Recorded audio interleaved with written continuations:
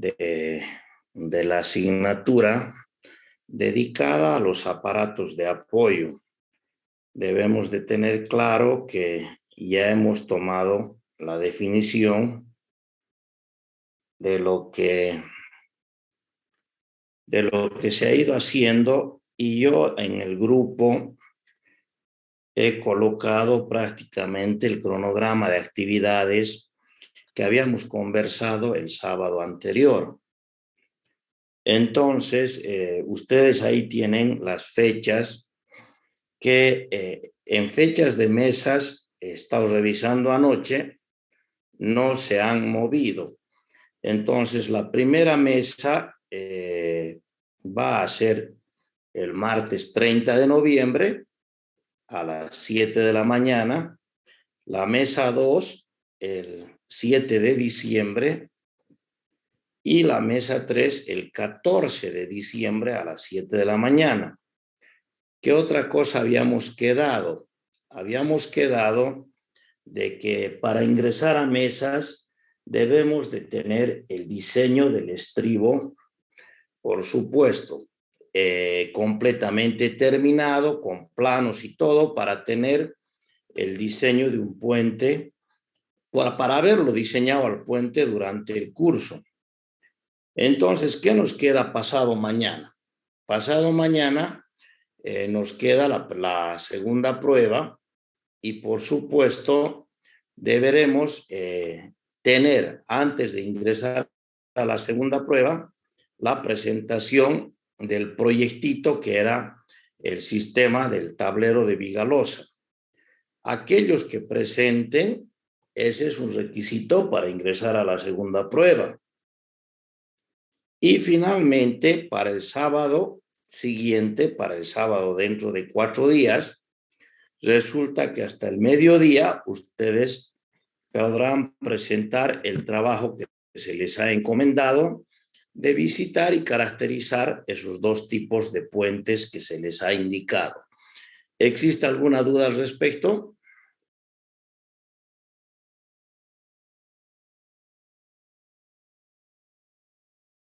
Inge, Vuelvo a preguntar, ¿existe alguna duda al respecto? Disculpe, no sé si me escucha.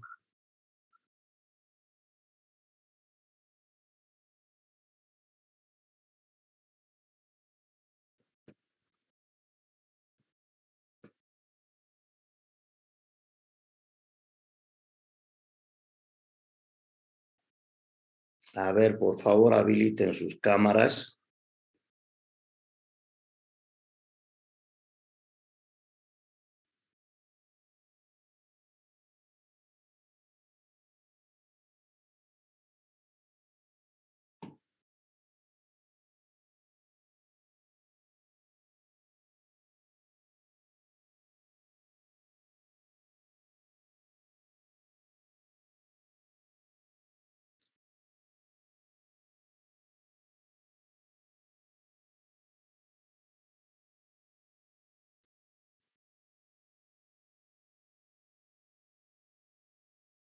Bien.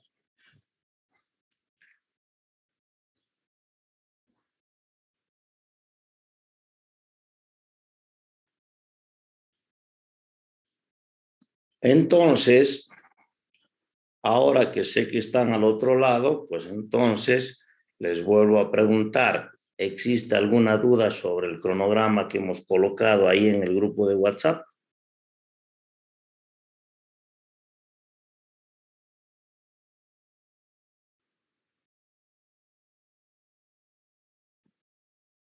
Pues nada. Bien. Entonces vamos a empezar con la última clase, compartiendo por supuesto la pantalla y mostrándoles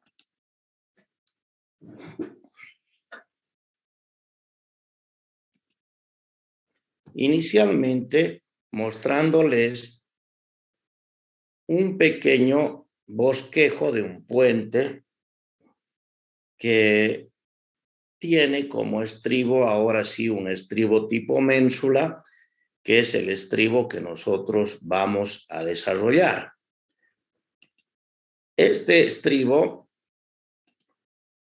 pues resulta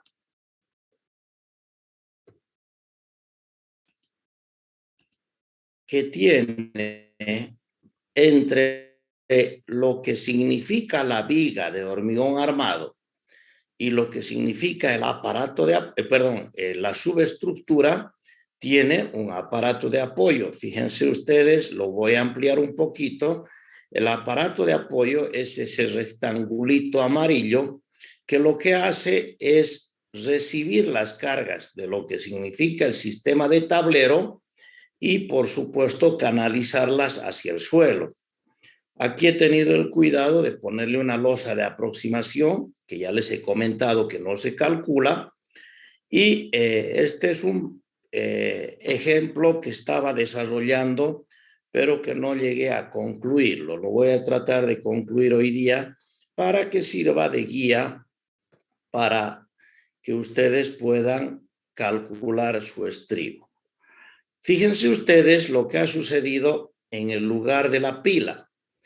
Como son dos tramos simplemente apoyados, esto es lo que ocurre en el puente Bolívar, yo tengo que darle toda la libertad a la viga de la izquierda, que es simplemente apoyada, como a la viga de la derecha.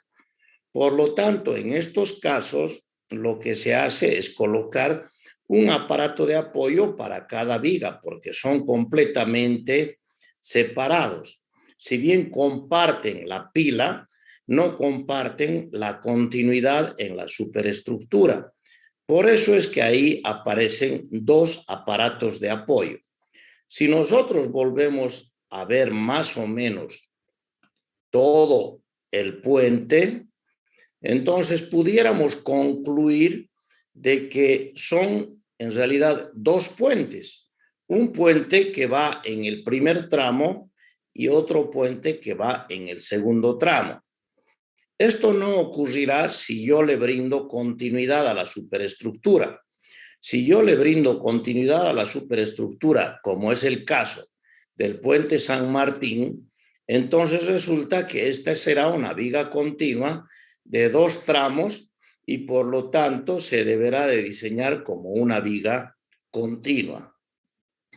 Esto es lo que más o menos suele ocurrir, que los estribos suelen ser mucho más pequeños porque se encuentran en el margen del río y al estar en el lecho del río, la pila, pues suele ser más profunda. En este caso, pues los estribos son de aproximadamente 8 metros de altura en elevación. A cambio, la pila es de 11 metros de altura en elevación porque tiene que profundizar más para ingresar al lecho del río y evitar problemas de inestabilidad por socavación. Bien, volviendo a lo nuestro, entonces los aparatos de apoyo son elementitos que unen la subestructura con la superestructura. Es decir, sirven para recibir y transmitir las cargas de la super a la subestructura. ¿Correcto? Entonces, ¿en qué consisten estos aparatitos? Estos aparatitos resulta de que aquí yo les he colocado en sus apuntes que son elementos que interconectan la super con la subestructura y suelen ser de diferentes formas. Existen los de neopreno confinado, es decir, que son compuestos de un envase de acero, generalmente de base esferoidal. Es decir, son como unas ollitas de acero, de tal manera que me permitan que rote la viga y dentro de la cual se aloja una goma para evitar el impacto de dos elementos rígidos. Eso ayuda para flexibilizar el aparato de apoyo. Se utiliza cuando las cargas son demasiado grandes. Es decir, existe la posibilidad de usarlos en puentes de ferrocarril y este tipo de aparatos de apoyo ya no son utilizados en lo que significan puentes vehiculares.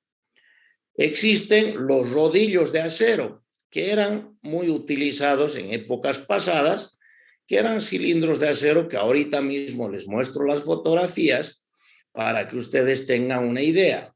Los de neopreno simple, que son una goma, y los de neopreno compuesto, yo aquí defino los 4 más importantes, y los de neopreno compuesto, que también son una goma rectangular de neopreno separado convenientemente con planchas de acero.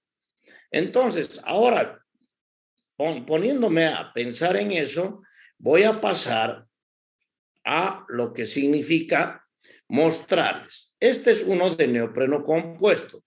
Esas líneas más claritas que están dentro de ese caucho negro, esos son planchuelas de acero.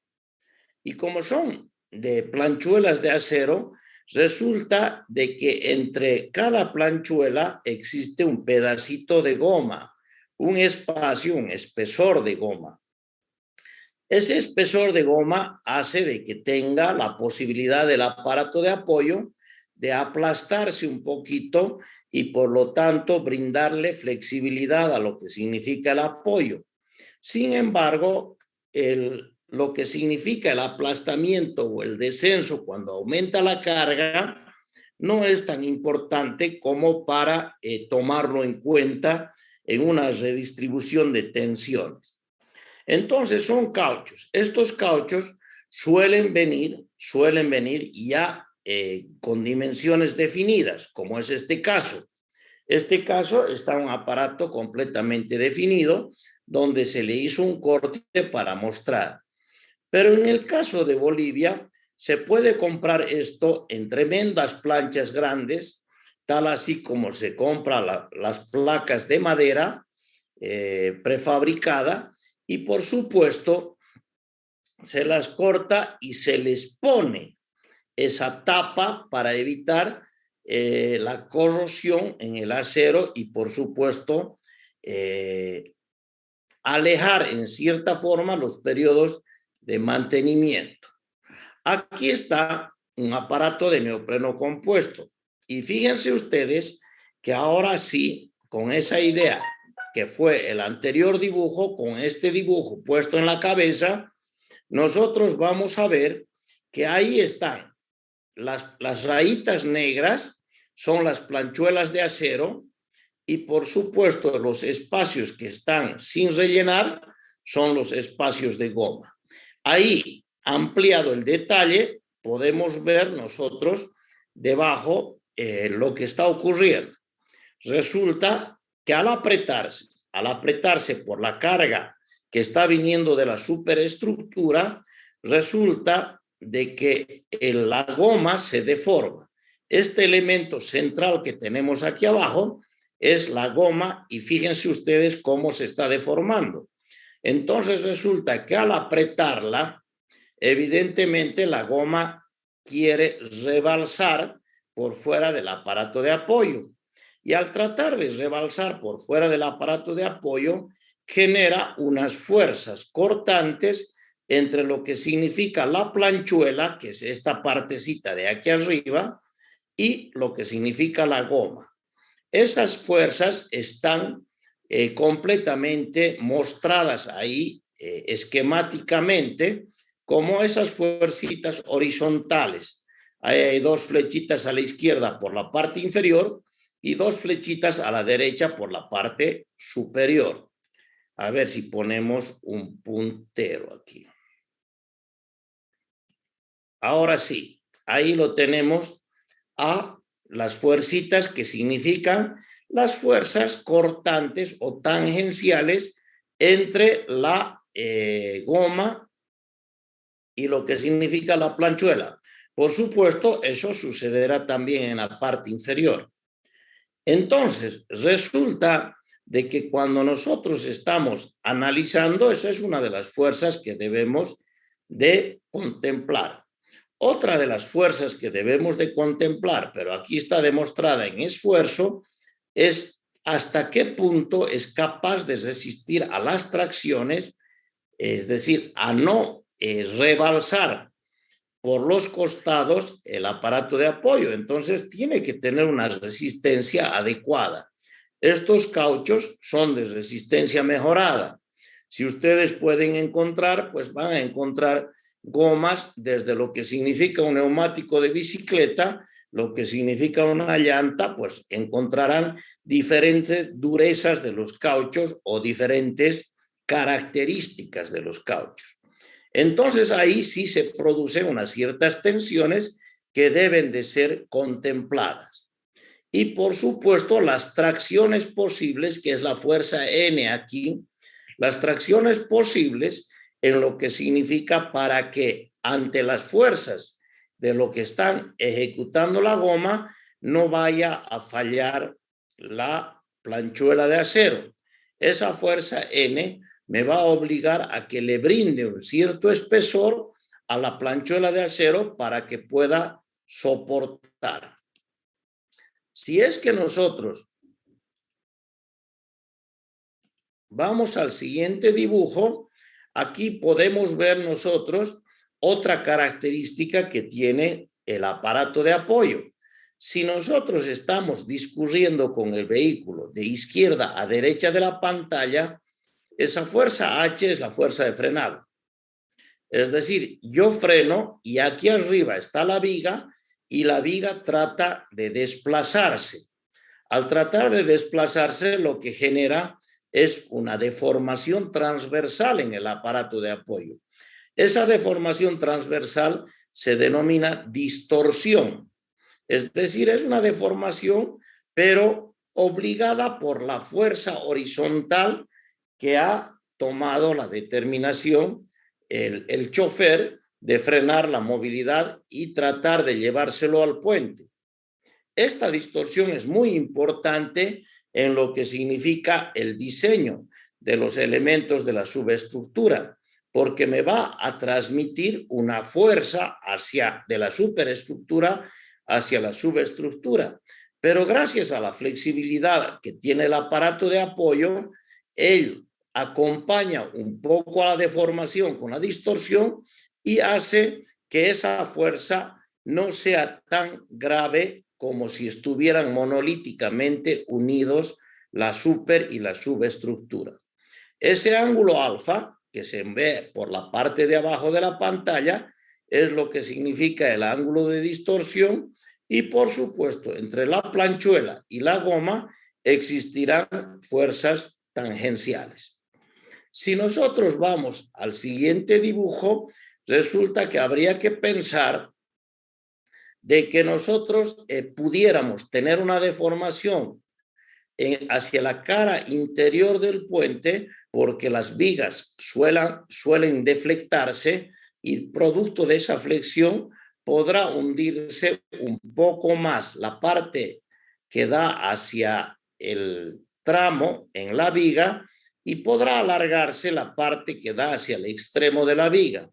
Entonces, existe una cierta flexibilidad ante la rotación, pero eso se produce acerca de un momento flector. Hay que dejar claro que el momento flector es el momento que me va a ayudar a manejar la rotación. Sin embargo, cuando yo diseño, resulta que el aparato de apoyo lo considero de libre rotación, porque estas rotaciones son tan pequeñas que no afectan en lo que significa una respuesta de un momento flector en la subestructura. Por lo tanto, cuando yo uso estos aparatos de apoyo, puedo considerar que son simplemente apoyados. Nuevamente se producen las fuerzas tangenciales ante el aplastamiento y que obedecen a un momento flector. Existe otro tipo de aparatos de apoyo que eran muy utilizados anteriormente a que aparezca el neopreno teflón. Resulta de que eran prácticamente una plancha de acero o una plancha de goma, pero que eran unidos a través de un vástago para evitar el desplazamiento lateral. Entonces, este es un aparato de apoyo que me brinda una articulación de segundo orden, es decir, una articulación fija. El vástago, es decir, ese fierro vertical que lo vemos aquí en el aparato de apoyo, evita que se transporte horizontalmente, pero al ser este elemento que inicialmente era metálico, pero de un metal extremadamente blando, pero ahora se hacen de goma, pues me permite el giro y me podría generar una idealización de un apoyo fijo, es decir, de un apoyo articulado que solamente me permite la rotación. Existen otros aparatos de apoyo. Por ejemplo, este, que es un aparato de apoyo tipo placa. Lo que está apareciendo aquí arriba es la viga. Esta es la viga, pero ahora aquí está dibujada una viga de acero. Ustedes han visto de que los puentes pueden estar, los sistemas de tableros, de puentes de vigas de hormigón armado, de hormigón pretensado, o podrán ser vigas de acero. En este caso particularmente, en este caso resulta de que está sobre unas vigas de acero. Encima de este elemento está el tablero. Entonces, el aparato de apoyo es lo que aparece aquí abajo. Y fíjense lo que está constituyendo el aparato de apoyo. Son dos placas, una de ellas que está completamente anclada al estribo o a la pila mediante estos ganchos J y, por supuesto, es inamovible. Pero se le permite a la viga que pueda desplazarse a través del aparato de apoyo. Como lo que yo pretendo es que se desplace longitudinalmente y no transversalmente, soldado, este elementito es soldadura, soldada a la placa de apoyo, existen unas plaquitas guías que me permiten el desplazamiento longitudinal, pero no el desplazamiento transversal. Entonces, ¿qué sucede si yo me voy un poquito a la anterior diapositiva? Resulta que lo que estuviera ocasionando no es un apoyo de segundo orden, sino un apoyo de primer orden que me pudiera permitir el desplazamiento longitudinal. Si yo no quiero permitir el desplazamiento longitudinal, por supuesto le pongo un vástago o un pasador. Aquí este punto negro es el pasador que fija a la viga a la placa de apoyo. Entonces, si yo transmito con ese pasador, resulta que otra vez he caído en un apoyo de segundo orden que no me permite ni el desplazamiento longitudinal ni el desplazamiento vertical. Si es que yo pongo ese pasador, muchas veces logro prescindir de que la placa guía exista, porque este pasador ya está haciendo ese efecto, el efecto de evitar que se mueva lateralmente. Si sigo, este ya es un aparato de apoyo propio de lo que significa los puentes de ferrocarril. Arriba hay un elemento de acero y por debajo hay un elemento de acero. Y entre el elemento de acero y el de arriba, ahí donde está funcionando el puntero ahora, resulta que yo tengo una parte cóncava para un lugar y una parte convexa en la placa inferior. Como hay esa parte cóncava y la convexa, se me está evitando el desplazamiento lateral, pero es muy evidente de que aquí sí estoy permitiendo la rotación. En este caso, son elementos de acero muy resistentes y que son utilizados para los casos de algunos equipos de traslado en puentes de ferrocarril. Si nosotros ya vamos a ver con una, vamos a decir, con una idealización de lo que es este aparato de apoyo, resulta que así lo estamos viendo de mejor manera. En realidad, el aparato es de esta forma, pero se puede idealizar como esta forma. No permite el desplazamiento lateral, pero sí permite el giro de la placa superior hacia la placa inferior.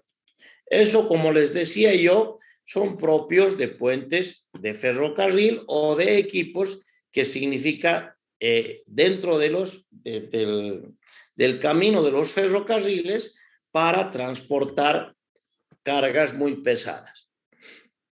Este es el típico aparato de apoyo que tienen los puentes de ferrocarril. Es decir, fíjense ustedes, existe un elemento superior unido a una placa y un elemento inferior unido también a una placa. Y entre el elemento superior y el inferior existe un cilindro. Ese cilindro me tiene que permitir que pueda girar, que pueda haber una articulación.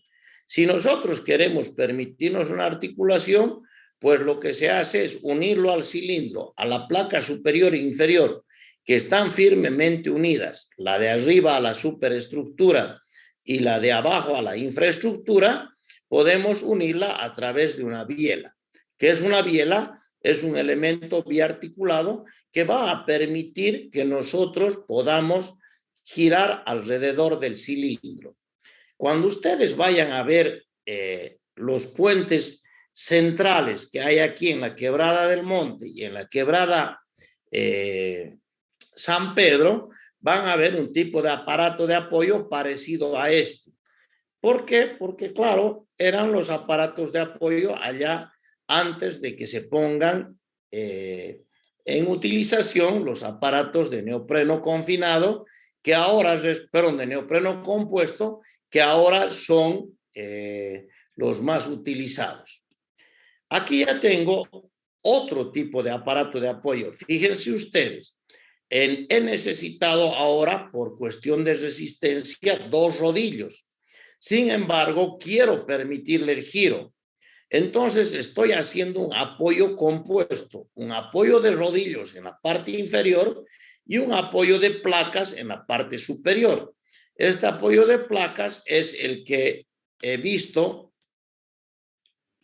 aquí. Este es el apoyo de placas que está apareciendo en la parte superior y este apoyo de rodillos que está apareciendo en la parte inferior.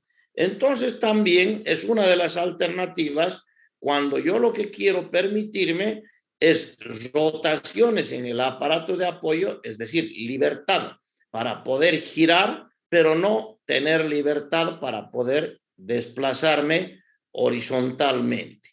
Y así podremos nosotros ir viendo combinaciones del anterior aparato de apoyo cuando yo ya tengo mayores cantidades. Fíjense ustedes en el de la izquierda. Si yo prescindo de esta placa donde está el puntero y directamente conecto los dos elementos de acero a la superestructura que está aquí arriba, entonces resulta que se me generará un par de fuerzas y por lo tanto generaré un semi-empotramiento. Pero si encima de esos dos elementos de acero le coloco un elemento de acero adicional que me genere un solo elemento de transmisión entre la superestructura y el aparato de apoyo, entonces generaré una articulación. Situación similar, miro aquí a la derecha, con la única diferencia de que no tengo exactamente la circunferencia completa. Si ustedes tienen un poquito de imaginación, resulta que estas eran circunferencias donde por el espacio lateral, pues yo le corté la parte vertical a estas circunferencias. Permite la rotación, permite el giro y por lo tanto sirven para recibir grandes cargas. Y ya estoy llegando al final. Vaya.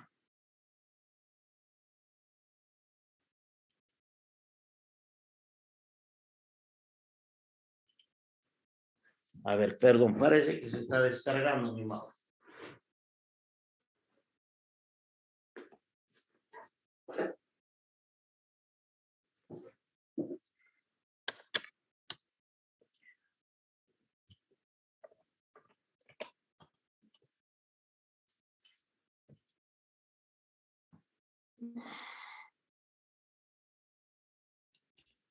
Y ya llegando al final, vemos ese que hablamos a un comienzo de la clase, esa ollita famosa que es el neopreno confinado.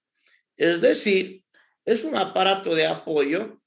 Ahí está la mitad del aparato de apoyo, es decir, se lo ha cortado por la mitad para que pueda verse el neopreno confinado que se encuentra dentro de la ollita.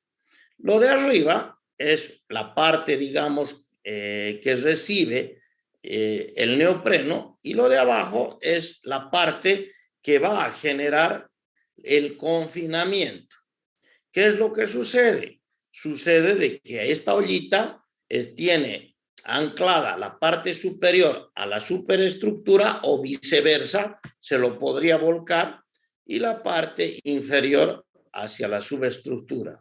Mejor es la posición esta, es decir, la posición de poner la parte del recipiente en la superestructura y la parte que entra, o si quieren ustedes, la parte macho del aparato de apoyo, porque esto se denomina la parte hembra, la parte macho del aparato de apoyo, pues resulta que ponerla en la subestructura. Bien, esos son para que ustedes tengan una idea clara. Esos son los tipos de los aparatos de apoyo que por el momento todavía se encuentran. Existían muchos otros tipos de aparato de apoyo, sin embargo, ya no son de utilización normal. Entonces, nosotros, si pensamos en que pudiéramos tener esos tipos de aparatos de apoyo, pero el que ahora prácticamente en puentes vehiculares es el exclusivamente usado, que es este de aparato de neopreno compuesto, pues tendremos que cuidar tres cosas en este aparato. Primero, que no haya fuerzas tangenciales tan grandes como que puedan ocasionar la separación entre las placas, que no haya una distorsión tan grande para que pueda perder su utilización, y por supuesto que no haya rotaciones tan grandes como para que puedan golpear los elementos frágiles de la superestructura con los elementos frágiles, todos son de hormigón, con los elementos frágiles de la subestructura. Bien, si nosotros ya ahora vamos dentro de esa dinámica, pues resulta que hay tres cosas que son muy importantes. Desde aquí en adelante, pues resulta que los apuntes están muy ligados a lo que nos dice don Hugo Belmonte. Entonces yo voy a irme un ratito a donde don Hugo Belmonte, y resulta que en el capítulo 10 de la cuarta edición, él habla de elevaciones de pilas y estribos. Habla de las elevaciones, pero miren cómo comienza. Comienza directamente con los aparatos de apoyo y después muy rápidamente se pasa a las elevaciones de las pilas y estribos. Entonces, si ustedes se fijan en esto que significa un aparato, los aparatos de apoyo, aquí están los dados para los aparatos de apoyo y está dibujada una pila. Pero ¿cómo concluye su capítulo luego de haber hablado mucho de pilas y de estribos? ¿Cómo concluye? Concluye justamente con esos dibujitos que yo les he estado mostrando. Es decir, ya a partir de la hoja 234, recién aparecen los aparatos de apoyo. Aquí están. ¿Correcto? Y aquí los categoriza todos aquellos que yo los he ido mostrando en la disertación. Entonces resulta de que al terminar la disertación, pues él genera un apoyo para el diseño. Lo primero que tenemos que hacer nosotros es pensar de que hay que definir qué cosas tengo yo en el aparato de apoyo. Primero, un compromiso. el compromiso de que exista una carga vertical que viene de la superestructura y que debe de ser transmitida por el aparato de apoyo a la subestructura. Segundo, que hay una fuerza de frenado y esa fuerza de frenado pues directamente debe de ser absorbida por el aparato de apoyo y la subestructura para garantizar la estabilidad.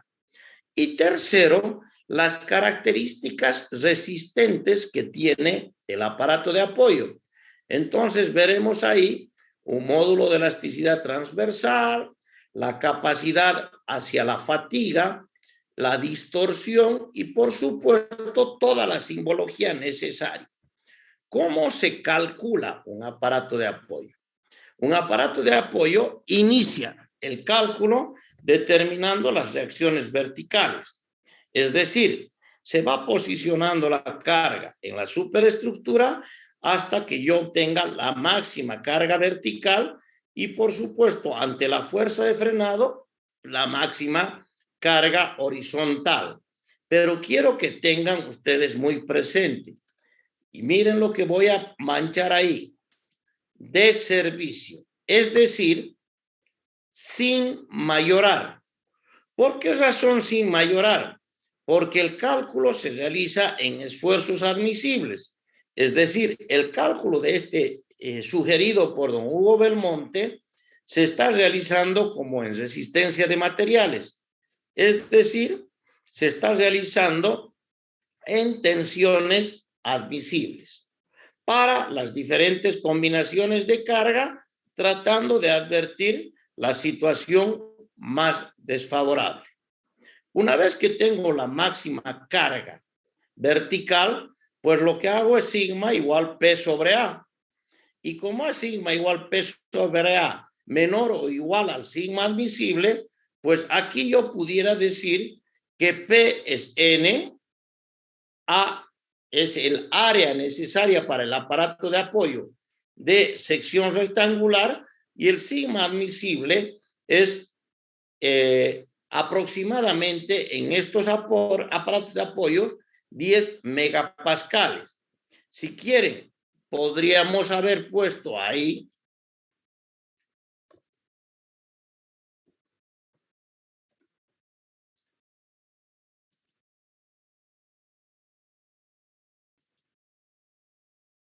a ver si me deja. Podríamos haber puesto ahí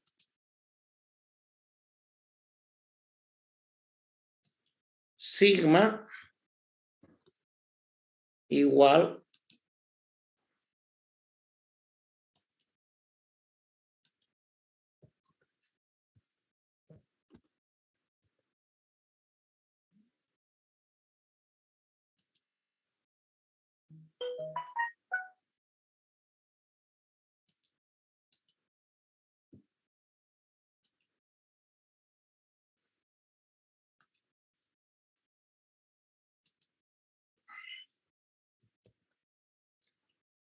con la única diferencia que aquí a la carga P le he llamado N.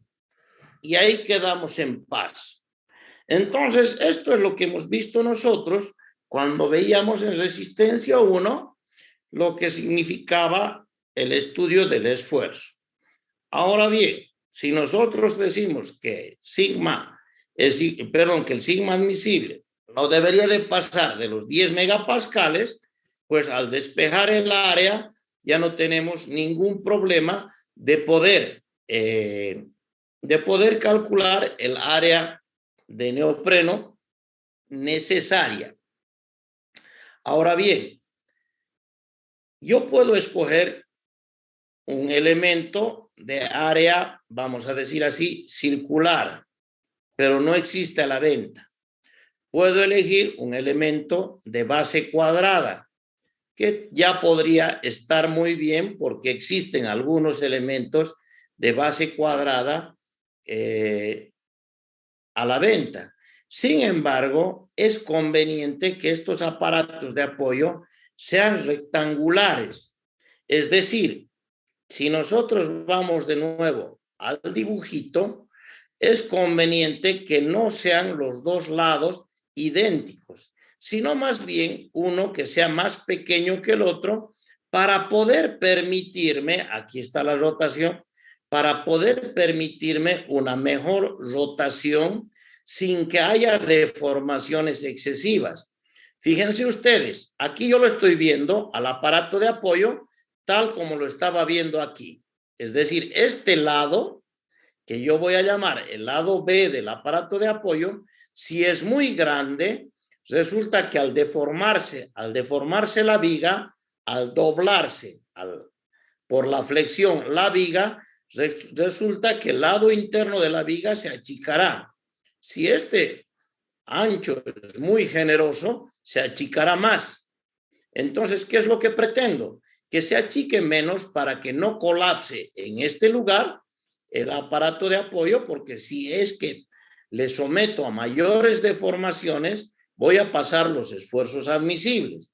Entonces, por esa situación, es conveniente que sean rectangulares, disponiendo el lado menor paralelo al tráfico.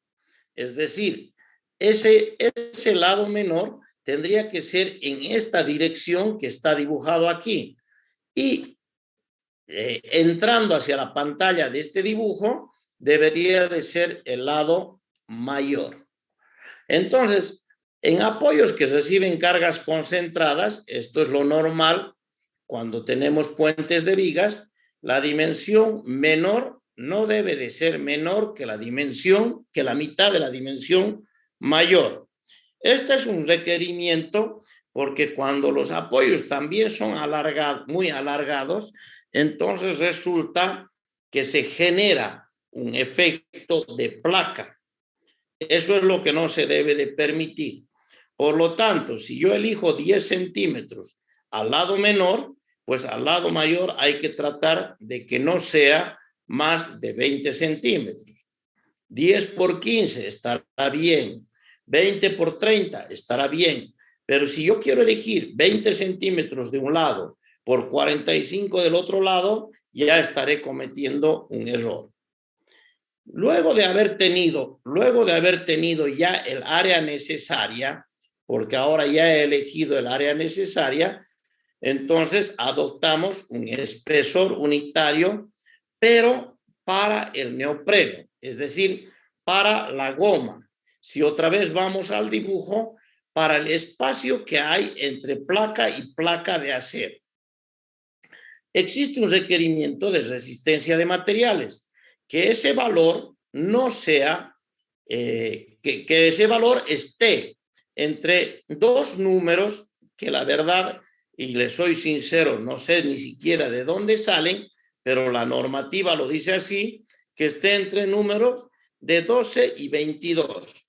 Fíjense ustedes, el lado A es el lado de uno de los lados que yo he elegido para el aparato de apoyo. Y el espesor es el espesor de la gomita negra que tengo que elegir que esté entre 12 y 22.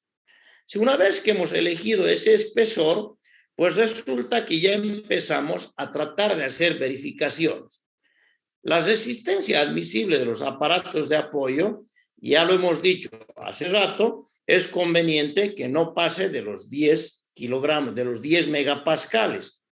Y eso está en función del espesor de la placa. Pero ¿por qué se elige 10 si realmente es un poquito mayor? Fíjense ustedes, ¿qué es lo que nos dice la teoría?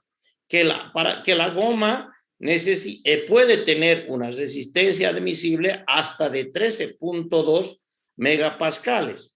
Pero es que cuando yo he definido aquí 10 megapascales, no he estado analizando dos cosas que son muy importantes, ni la rotación ni la distorsión. Fíjense ustedes que yo tenía que analizar la distorsión y tenía que analizar la rotación. Y lo único que he hecho para poder definir el aparato de apoyo es ponerle sigma igual P sobre A, es decir, la deformación longitudinal ante una carga centrada.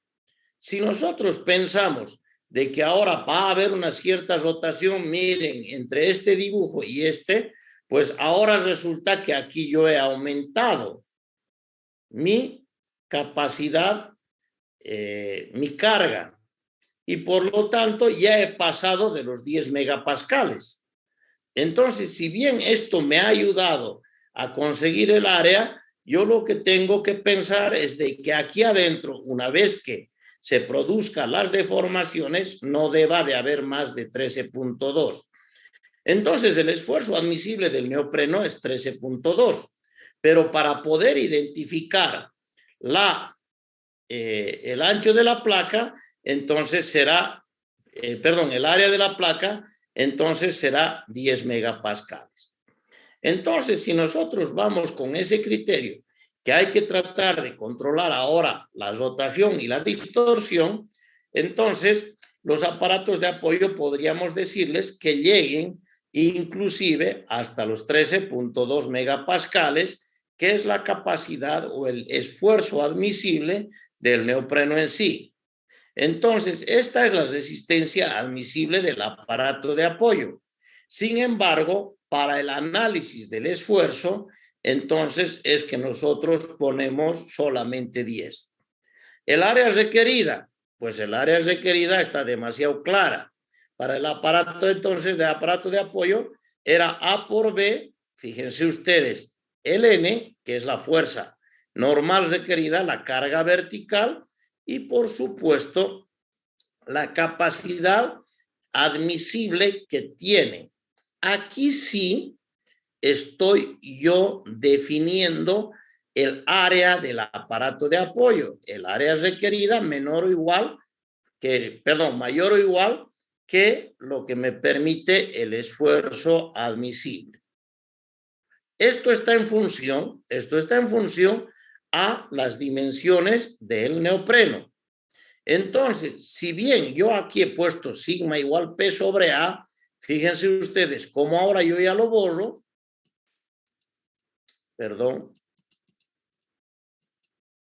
Lo borro porque en realidad esto solamente me sirvió para que yo pueda encontrar, el área de neopreno. Cuando realmente estoy encontrando el área requerida es en esta ecuación. Aquí estoy haciendo y estoy contemplando la rotación y la distorsión. Y le estoy diciendo en la parte más solicitada, por favor, no pases de 13.2 megapascales.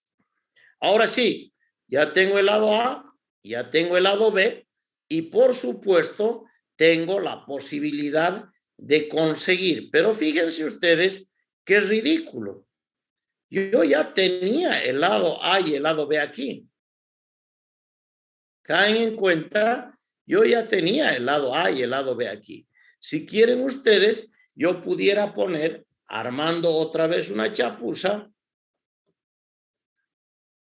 Eso es lo que yo tenía ahí. Eso es mi predimensionamiento. Yo ya lo tenía el A y ya lo tenía el B y he definido que el A no debe de ser menos de la mitad del B. Punto. Entonces resulta de que ahora esa chapuza,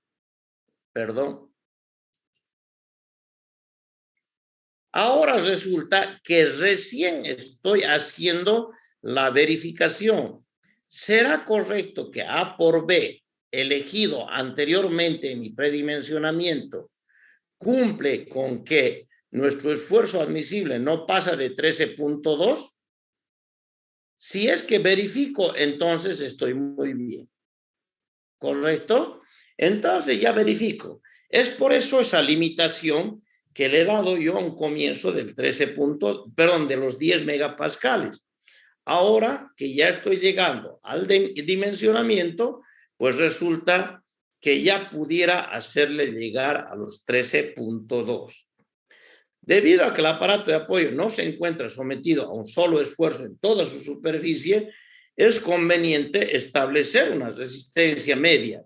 Es decir, si nosotros vemos aquí nuevamente, aquí el aparato de apoyo está siendo más esforzado, sometido a mayor esfuerzo que en el extremo izquierdo. Entonces, a mí me conviene saber cuánto es la resistencia que pudiera existir en el medio. Entonces, esa es la resistencia. Es conveniente establecer la resistencia media. Y esa resistencia media, pues resulta que va a provenir nuevamente de la carga concentrada que venga desde la superestructura entre el área que yo ya ahora la tengo definida. No nos olvidemos, en el paso anterior yo ya he verificado esa área para que no pase del 13.2 y entonces ahora yo ya tengo un esfuerzo medio admisible. Entonces, ahora ya que tengo el esfuerzo medio, recién empiezo a calcular la distorsión ante la carga horizontal. Fíjense ustedes, aquí no hay nada más que lo que significa el ángulo de distorsión, porque yo estoy colocando la resistencia, el módulo de elasticidad transversal. Si ustedes quieren, aquí estoy aplicando plenamente la ley de Hooke. Entonces, esto lo hemos visto nosotros en resistencia de materiales, que la ley de Hooke es los esfuerzos son proporcionales a ¿quiénes? A las deformaciones unitarias multiplicadas por su módulo de elasticidad. Entonces, aquí sí estamos tranquilamente definiendo la deformación transversal, aplicando la ley de Hooke para lo que significa esfuerzo cortante. Entonces, la carga H es la carga horizontal. La carga horizontal que va a transmitir y que me va a ocasionar la distorsión.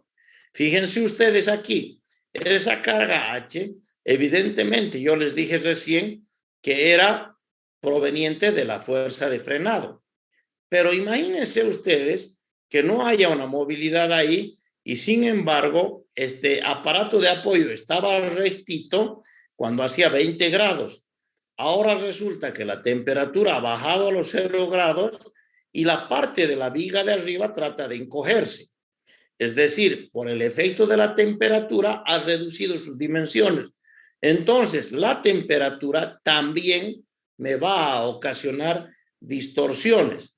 Por lo tanto, las influencias permanentes no necesariamente son la fuerza de frenado, sino también son producto de la retracción, de la afluencia lenta en el caso de los puentes, de las vigas de hormigón preesforzado. Ahora bien, esta distorsión no debe de ser mayor a 0,7 cuando proviene solamente de aquellas cosas que no hacen a las cargas vivas. Pero si es que estoy tomando en cuenta los esfuerzos instantáneos que también vienen de la fuerza de frenado, del viento, etcétera, entonces yo podré ser más flexible.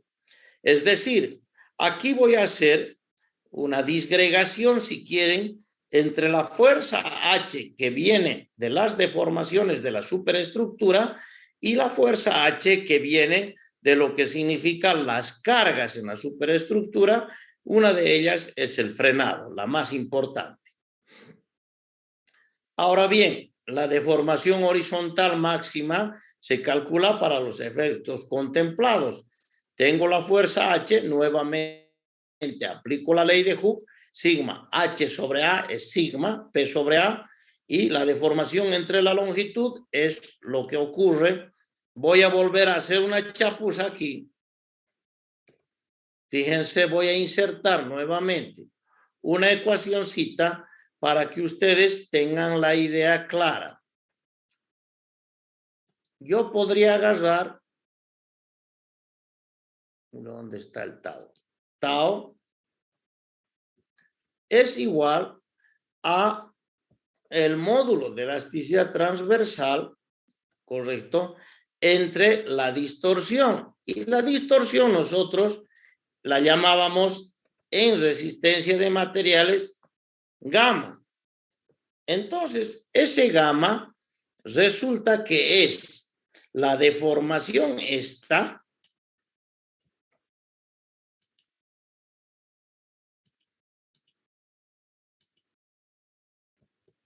dividido entre la longitud del aparato de apoyo. Pero ahora, perdón.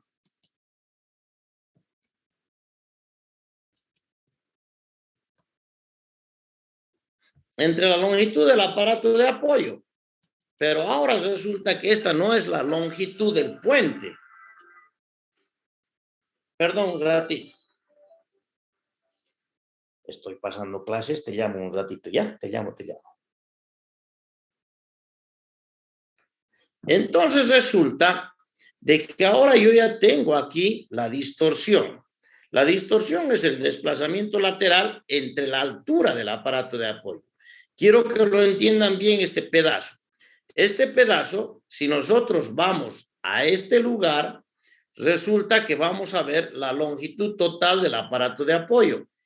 Desde aquí hasta aquí, todo esta altura, eso será L, porque lo que estamos analizando es la distorsión.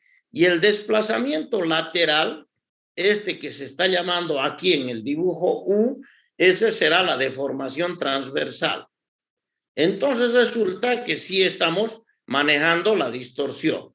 U es todo el desplazamiento transversal y L la altura del aparato, la altura total del aparato de apoyo.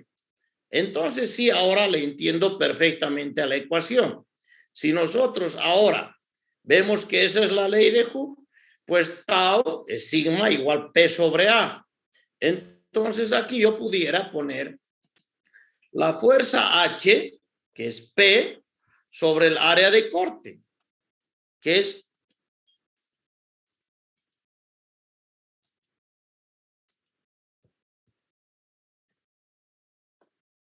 entonces sí, ahora yo puedo agarrar y la tengo a la ley de Hooke completa. Si yo, aquí me faltó, perdón, aquí me falta multiplicado por G. ¿Dónde estoy? Va.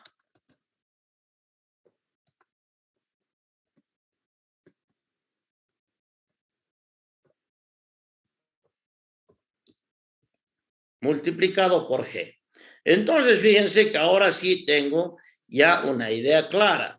Si esto que estoy coloreando aquí era la ley de Hooke, pues ahora al despejar dB, entonces tengo claramente la ecuación de abajo.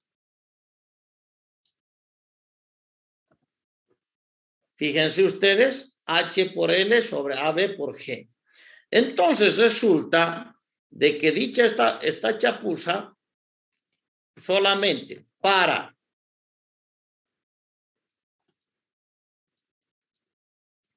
explicarles que esto solamente es la ley de Hooke,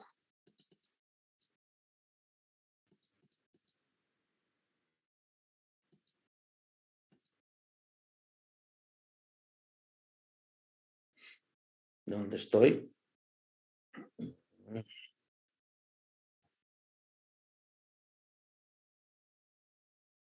Aquí estoy. Esto es solamente la ley de Hooke, entonces podré yo calcular la deformación horizontal si es que tengo las características de su módulo de elasticidad transversal del aparato de apoyo. El módulo de elasticidad transversal siempre es un dato, viene con, cuando yo voy a comprar el aparato de apoyo, me dicen cuál es su módulo de elasticidad transversal. Entonces resulta que ahora ya lo tengo todo claro y por supuesto ya no tengo ningún problema. El área de corte será A por B, que ya lo tengo definido.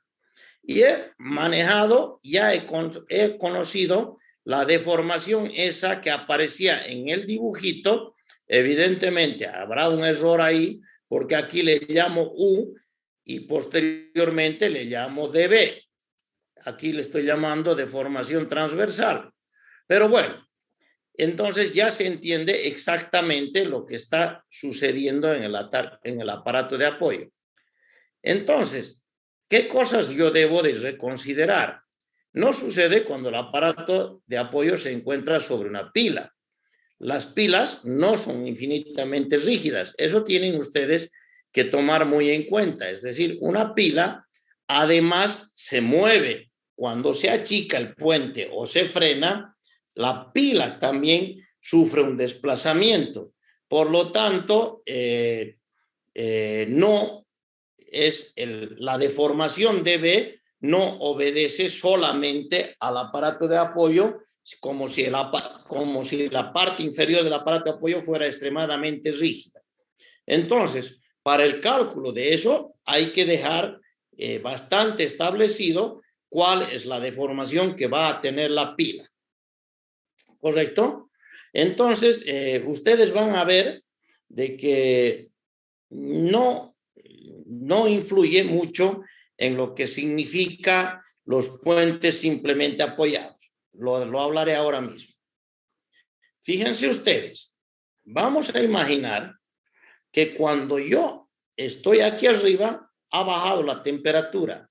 Entonces, esta viga de la derecha se ha achicado, es decir, ha jalado hacia la derecha, y esta viga de la izquierda ha jalado hacia la izquierda. Si nosotros vamos a ampliar el aparato de apoyo, este se ha ido a la izquierda y este se ha ido a la derecha, porque la diferencia de temperaturas lo ha ameritado así. Entonces, si este me ha generado una fuerza de 10 toneladas a la derecha y este me ha generado una fuerza de 10 toneladas a la izquierda, pues suman y la viga se ha quedado rectita. Si la viga se ha quedado rectita, pues entonces no hay ningún problema. El elemento lo podría considerar como rígido, como que no se ha desplazado. Pero ¿qué ocurriría si este elemento fuera de una viga continua? Entonces ya no habrían dos aparatos de apoyo, sería un solo aparato de apoyo.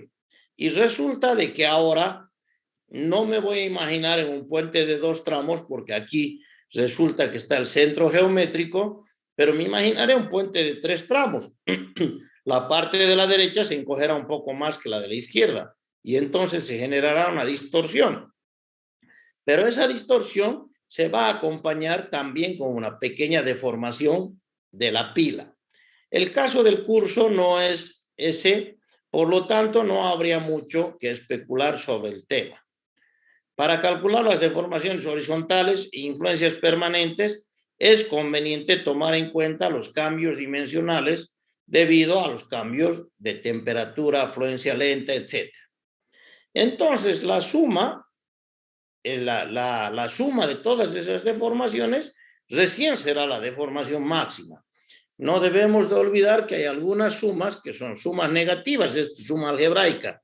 No quiere decir que necesariamente van creciendo, sino algunas van acompañando la deformación. Finalmente, ya no vale la pena continuar más con esto. Directamente se calcula lo que significa la deformación y, por supuesto, ya se empieza a hacer las verificaciones. Ya con el aparato de diseño, con el aparato diseñado para que resista ahora satisfactoriamente las fuerzas de compresiones y las fuerzas horizontales, se comienza una verificación. ¿Para qué? Para calcular la rotación de la placa. Entonces, la rotación de la placa me ayuda a mí a poder encontrar los espesores que va a tener ahora ya no el aparato de apoyo, perdón, no el neopreno, sino más bien me ayuda a encontrar el espesor de las planchuelas de acero que va a tener. Si nosotros verificamos en ese paso 10 y 11, pues resulta de que ahora sí ya tenemos el ancho de la planchuela de acero aquí como el espesor. Bien, ahí está prácticamente lo que dice Belmonte. Ahora lo quiero hacer yo. Y como lo quiero hacer yo, resulta que tengo un ejemplo de dimensionamiento de un aparato de neopreno compuesto. Yo he sacado esta reacción de un puente que hice aquí, justamente es el puente camino a...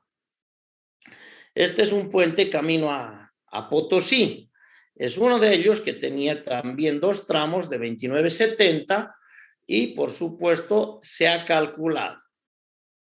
Este aparato ahora sí ustedes van a ver cómo yo voy poniéndole recién aquí lo que significa la normativa, ¿correcto? Y fíjense ustedes que ya estoy calculando la fuerza de frenado. Aquí me faltaría hasta un espacio por ahí. Caramba.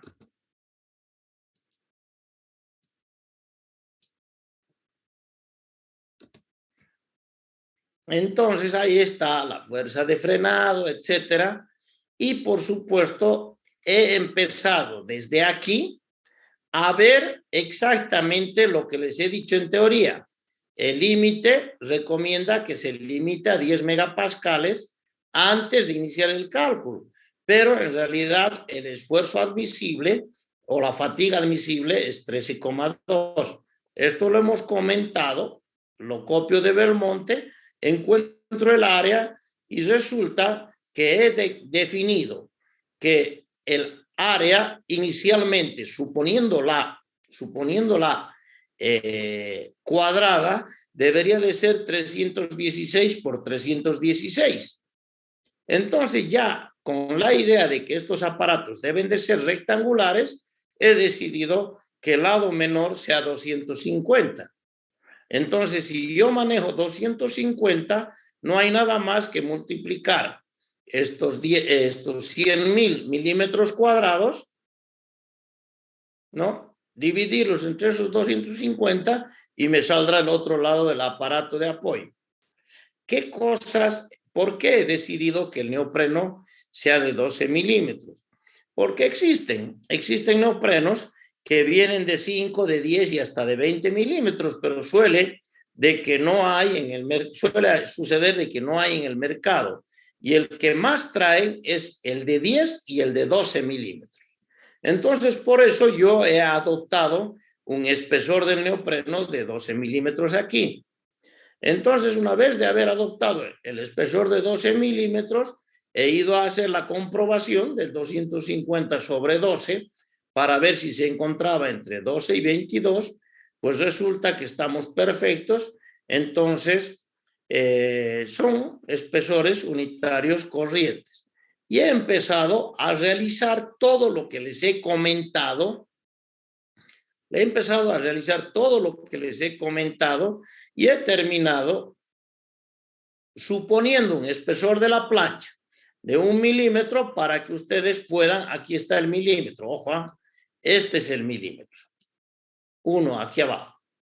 Entonces resulta que he empezado ya a hacer las verificaciones, con lo que concluye el diseño del aparato de apoyo.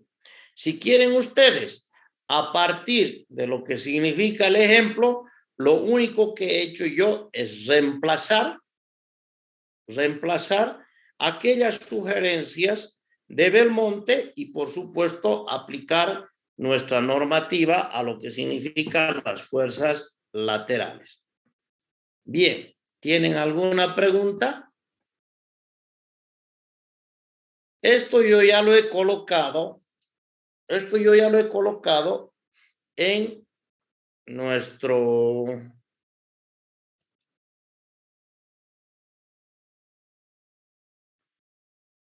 Moodle. Ahora ustedes van a ver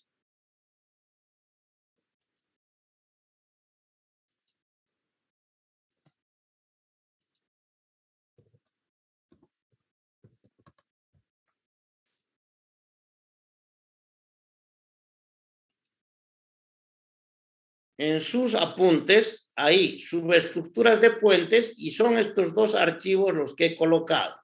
Uno de ellos es la presentación, donde realmente le hago mucho hincapié al aparato de apoyo de neopreno compuesto y finalmente el diseño.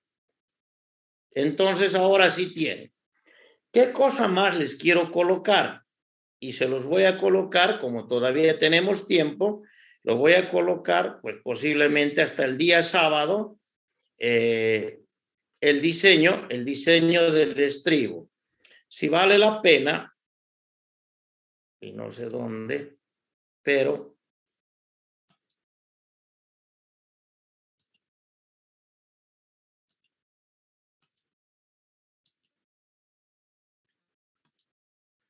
ahí se encuentra, ahora ya lo están viendo, el aparato de apoyo y la presentación sobre los aparatos de apoyo. Si vale la pena, pues yo les voy mostrando un poquitito lo que he avanzado. Y ya no sé ni siquiera dónde está.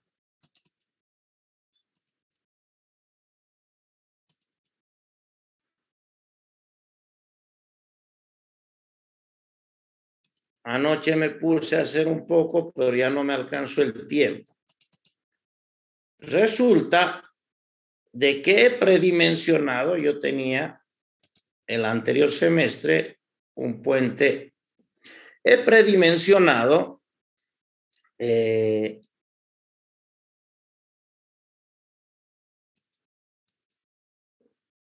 un estribo tipo ménsula. Esto que está apareciendo aquí es lo que me va a servir para poder realizar el diseño. Aunque esto suele no ser exactamente lo que yo voy a construir, es conveniente idealizar. El estribo sería este, es un estribo tipo ménsula, y este estribo tipo ménsula será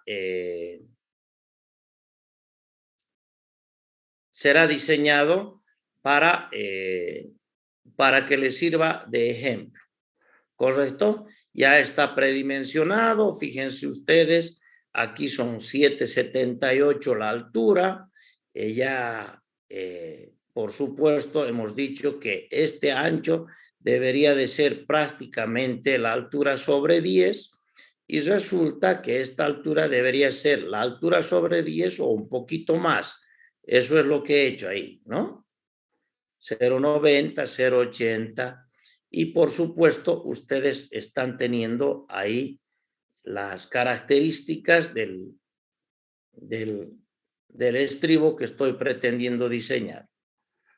No es tan sencillo el diseño de un estribo. Es relativamente moroso, pero ¿qué quiero contarles?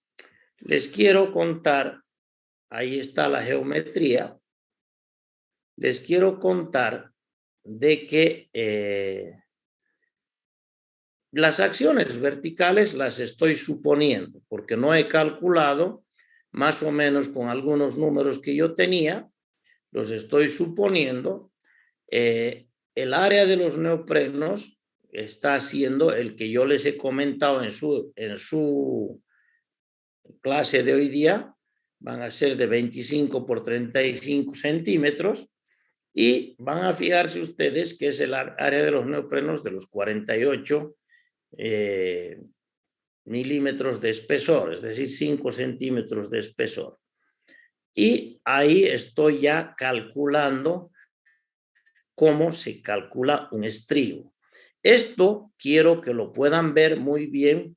Para el jueves no lo podremos ver porque estamos en el examen, pero el día sábado haremos una clasecita para las dudas de esto. Ya, yo se los voy a tratar de meter esto en el transcurso de hoy y mañana. Trataré de concluir, y por supuesto para el día sábado ya ustedes tendrán que estudiar el día viernes esta situación. Bien, ¿hay alguna pregunta?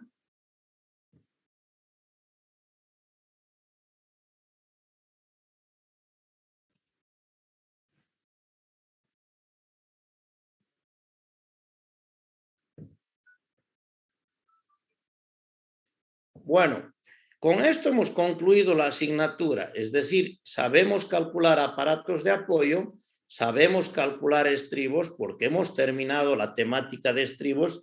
Lo único que estoy haciendo yo por esto de la virtualidad es desarrollarles algunos ejemplos, fomentarles un poco la flojera, pero bueno, al final de cuentas lo que yo intento es de que ustedes aprovechen la asignatura. Voy a hacerlo, me voy a dar el palo. Por culpa de ustedes estoy elaborando después de muchísimos años apuntes, y si hay alguna duda, las últimas dudas terminan el día sábado. El día sábado sería una clase solamente de dudas. Ustedes tienen dudas, me preguntan y dura toda la mañana si quieren. Ustedes no tienen dudas, pues directamente la clase comienza y termina al siguiente minuto. ¿Les parece?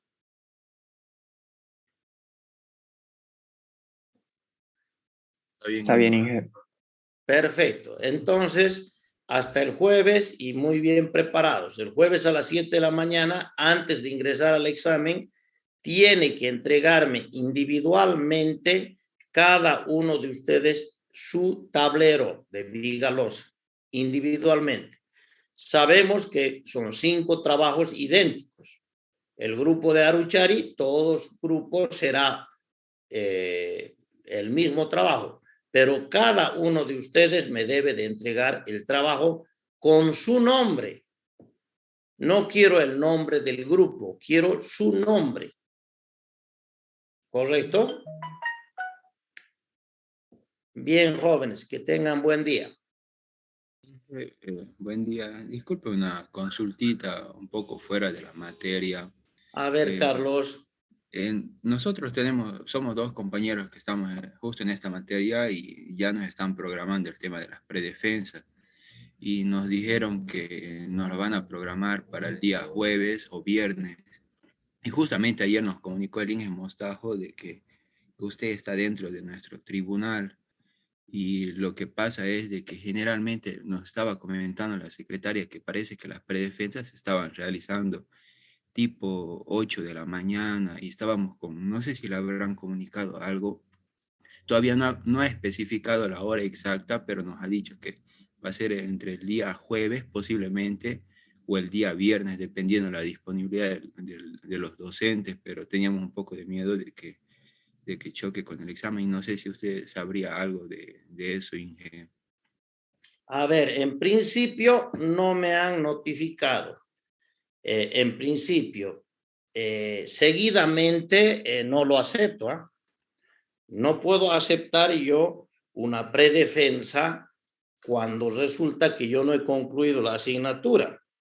Entonces, yo creo que estás un poquito confundido, Carlos, y va a ser el próximo jueves o viernes de la próxima semana, no de esta semana. Y para que a mí me digan, va a haber predefensa, yo tengo que tener tu trabajo.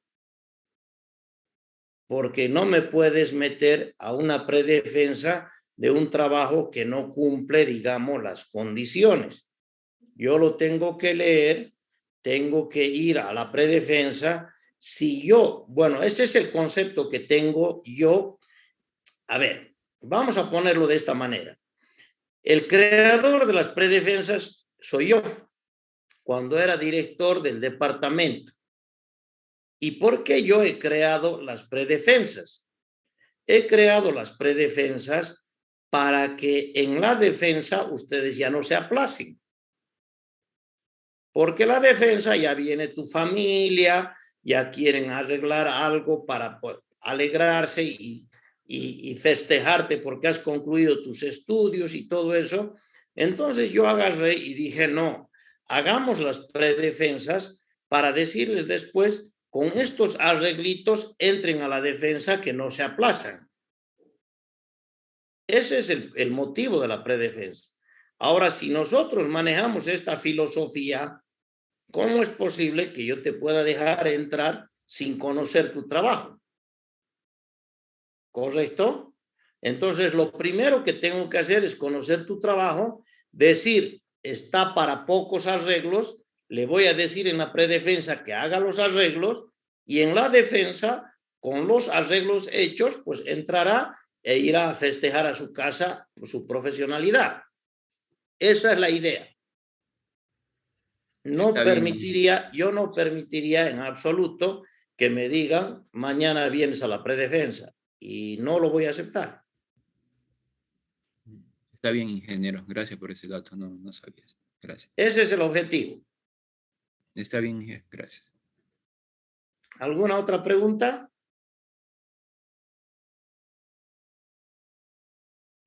Bien. Entonces, el examen de pasado mañana es justamente el puente que ustedes han desarrollado.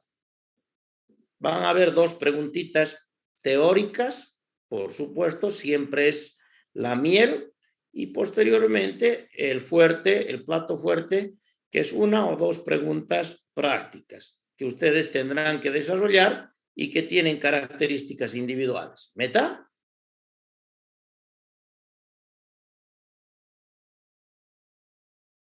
Perfecto, que tengan buen día. Hasta luego, Inge. Chao, chao.